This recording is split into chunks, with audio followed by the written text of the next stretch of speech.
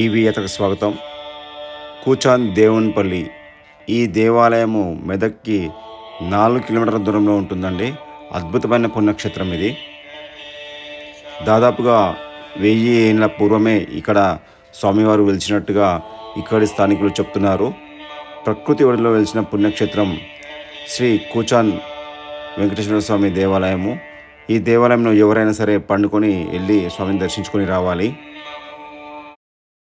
ఇది ధర్మస్తంభం అండి. 4 వైపులా 4 దేవతలు నిర్మితమై ఉన్నారు.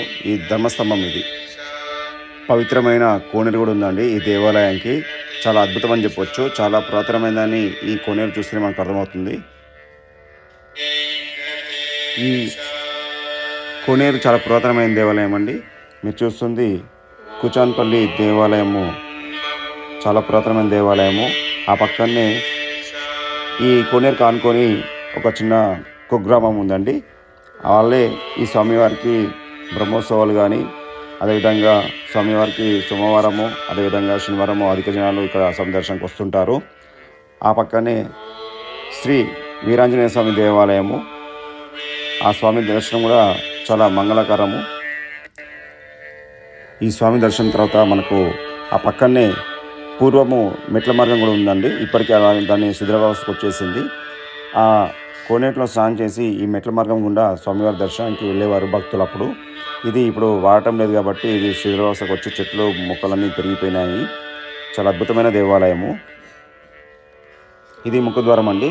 ఇందులో నుంచి మనం ఒక 60-70 మెట్లు ఎక్కి స్వామివారి దర్శనానికి వెళ్ళాల్సిందే. కొండపైకి ఎలాంటి కారు మార్గం కానీ ఎలాంటి లేదండి. ఎవరైనా సరే ఈ మెట్లు ఎక్కి స్వామివారి దర్శనానికి పోవాల్సిందే. ఆ స్వామివారి దర్శనము చాలా అద్భుతం అని చెప్పొచ్చు. అదే మాదిరి ఈ పక్కనే వినాయకుడు మొట్టమొదటిగా మనకు దర్శనం ఇచ్చినారు. లంబోదరుడు, గజాననుడు. ఈ స్వామివారి దర్శనము ఎలా ఉంటుందంటే, ఎంతటి వారైనా సరే ఈ గుహలో పాకుతూ వెళ్ళి ఆ స్వామివారిని దర్శించుకొని తిరిగి రావాల్సి వస్తుంది. ఇక నిల్చొని పూజలు మాత్రం చేయరండి. పండుకొని అంటే ఇట్లా పాకుతూ వెళ్ళి స్వామివారిని పండుకొని హారతులు పండుకొని పూజలు చేసుకొని రావాల్సిందే. ఈ దేవాలయం చాలా పురాతనమైన దేవాలయం. కట్టడాలు చూస్తే మీకు అర్థమై ఉంటుంది. ఆ పక్కనే శివకేశవులు ఒకటే అన్నట్టుగా కాలభైరవుడు మనకు దర్శనం ఇచ్చినాడండి. చాలా అద్భుతం అని చెప్పొచ్చు. అద్భుతమైన రూపము ఆ కాలభైరవుని రూపము. ఆ కాలభైరవుడు ఉన్నాడంటే శివుడు ఉన్నట్టే. ఖచ్చితంగా దేవాలయంలో శివుని దేవాలయం కూడా ఉంది. శివకేశవులు వేరు కాదండి. నేను చాలా వీడియోలో చెప్పి ఉన్నాను. శివకేశవులు ఒకటే. మనం చూసే భావన బట్టే ఉంటుంది.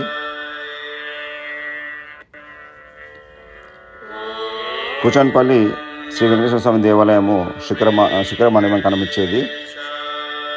స్వయంగా వేసిన క్షేత్రము కూచాన్పల్లి శ్రీ వెంకటేశ్వర స్వామి దేవాలయము. తిరుపతి కంటే పూర్వమే ఈ దేవాలయం ఇక్కడ ఉన్నట్టుగా స్థానికులు చెప్తున్నారు. ఇవి పురాతనము భక్తులు వసతి కోసం నిర్మించిన గదులు.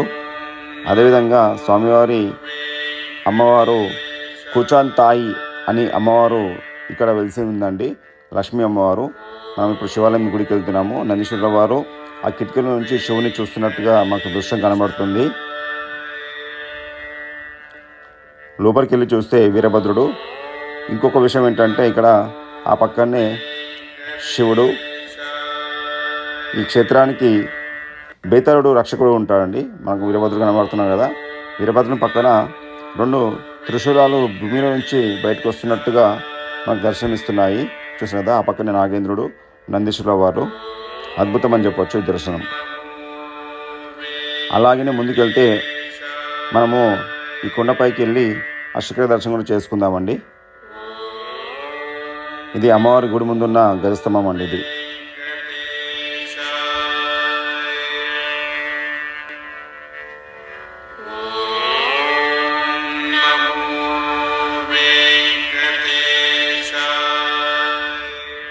గుడి వెంకట వైపు నుంచి ఇలా వెళ్తే పక్క నుంచి ఈ కొండపైకి శిఖర దర్శనానికి మనం వెళ్ళి దర్శించుకొని రావచ్చండి. మొత్తం ఈ గుండెల మధ్యలో నుంచి దర్శనానికి వెళ్ళాలి. కానీ ఏనాటి దేవాలయమో ఆనవాళ్ళు కూడా చెప్పడం కష్టంగా ఉంది. కానీ స్థానికులు మాత్రము 1000 ఏళ్ళ పైచిలుకు నుంచి దేవాలయం ఇక్కడ ఉందని వాళ్ళ పూర్వీకులు వాళ్ళు కూడా చెప్పారని చెప్తున్నారు. శిఖరం పైన మనకు 5 విష్ణు చక్రాలు కనబడతాయండి. ఇవి ఎప్పటి నుంచి ప్రతిష్టాపన చేసుకుంటూ వస్తున్నారో తెలియదు, కానీ 5 విష్ణు చక్రాలు ఒక శిఖరం పైన ఫస్ట్ టైం నేను చూస్తున్నాను. అద్భుతము ఈ దర్శనము, మహాపుణ్యఫలము. అదే మాదిరి మళ్ళీ కిందికి ఈ గుండెల మధ్యలో నుంచి కిందికి దారి ఉందండి. ఆ స్వామి దర్శనం, శిఖర దర్శనం తర్వాత మనం కిందికి వెళ్తున్నాము.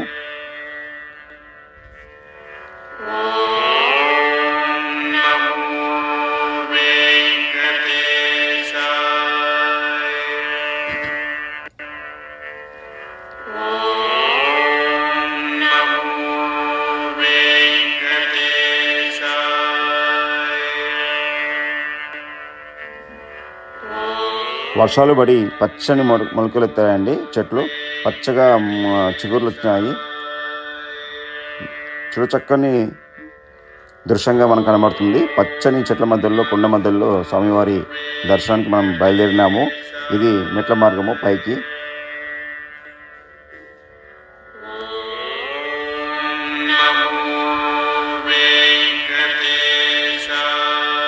మనము మొదటగా స్వామివారిని శిఖర దర్శనం చేసుకుందాము. మీ గుండ్లు కనబడుతున్నాయి కదా, ఇక్కడ ఈ గుండ్లే శిఖరం అని చెప్తారండి. అంటే గాలిగోపురం ఎలాగైతే మనకు ప్రతి దేవాలయానికి ఉంటుందో, ఇక్కడ ఈ గుండ్లే గాలిగోపురంగా ఉన్నాయి. ప్రకృతి సిద్ధంగా ఏర్పడిన ఆ బండలు అన్నవి. పచ్చని ప్రకృతి ఒడిలో వెలిసిన క్షేత్రమే శ్రీ కూచానపల్లి శ్రీ వెంకటేశ్వర స్వామి దేవాలయము. మెట్ల మార్గం గుండా వస్తే మనకి ఇలా వస్తూ ఉంటామండి. పైకి వచ్చిన తర్వాత స్వామి దర్శనానికి వెళ్తుంటాము.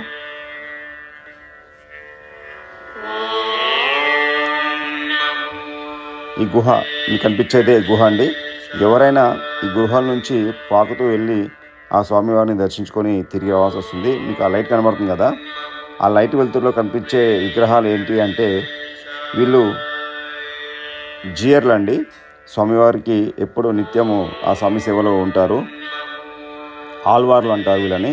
ఆ ఆల్వార్లు స్వామికి ఎప్పుడు ఎదురుగా ఉండి స్వామివారిని ధ్యానిస్తూ ఆ ధ్యాన ముద్రలో ఉంటారు వాళ్ళు. మీకు కనిపించేది ఆల్వార్లు. మనకు లోపలికి వీడియో తీయలేదు కాబట్టి, తీయొద్దని చెప్పారు కాబట్టి తీయట్లేదు.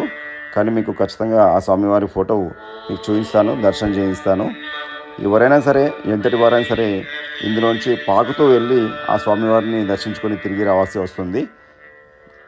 కానీ లావుగా, సన్నగా, దొడ్డుగా అని కాదు, ఎవరైనా సరే ఇందులోంచి దూరుతూ వెళ్తారండి. ఖచ్చితంగా ఆ స్వామివారి మహిమ అని చెప్పొచ్చు.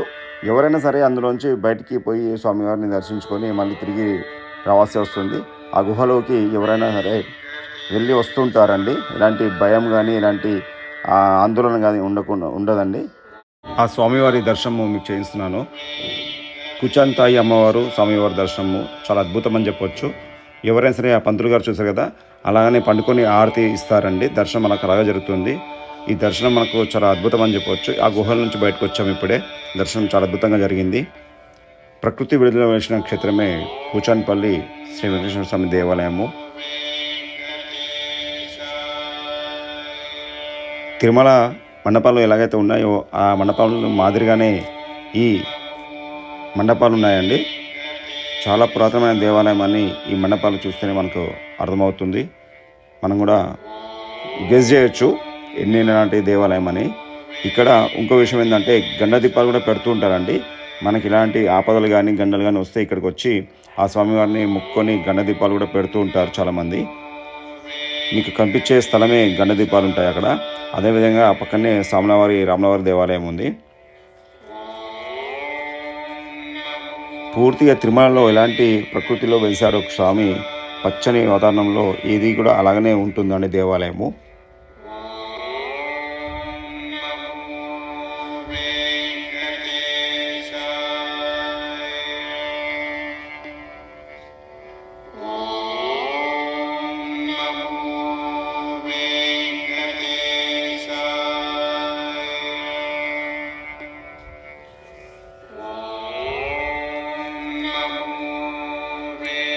స్వామివారి శిఖర దర్శనం మనకు మరోసారి దర్శనం అవుతుంది.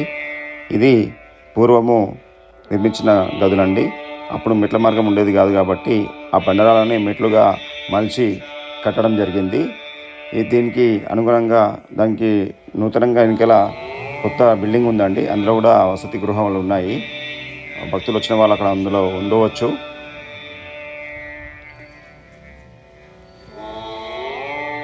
ప్రశాంతమైన వాతావరణంలో వెలిసిన క్షేత్రము కొండపైన అద్భుతం అని చెప్పొచ్చండి.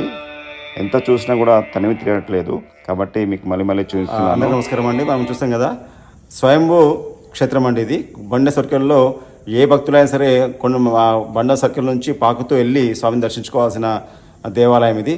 శ్రీ వెంకటేశ్వర స్వామి దేవాలయం ఇది. నాకైతే చాలా అద్భుతం అనిపించింది. ఎందుకంటే హైదరాబాద్ నుంచి పని కట్టుకొని ఈ దేవాలయానికి రావడం జరిగింది. రావడం ఎట్లా అనిపించిందన్న? చాలా అద్భుతం అండి. ఇలాంటి గుడి నేను నా జీవితకాలంలో ఇప్పటివరకు అయితే నేను చూడలేదు. చాలా అద్భుతంగా ఉంది. కిటో బాగుంది, చాలా బాగుంది.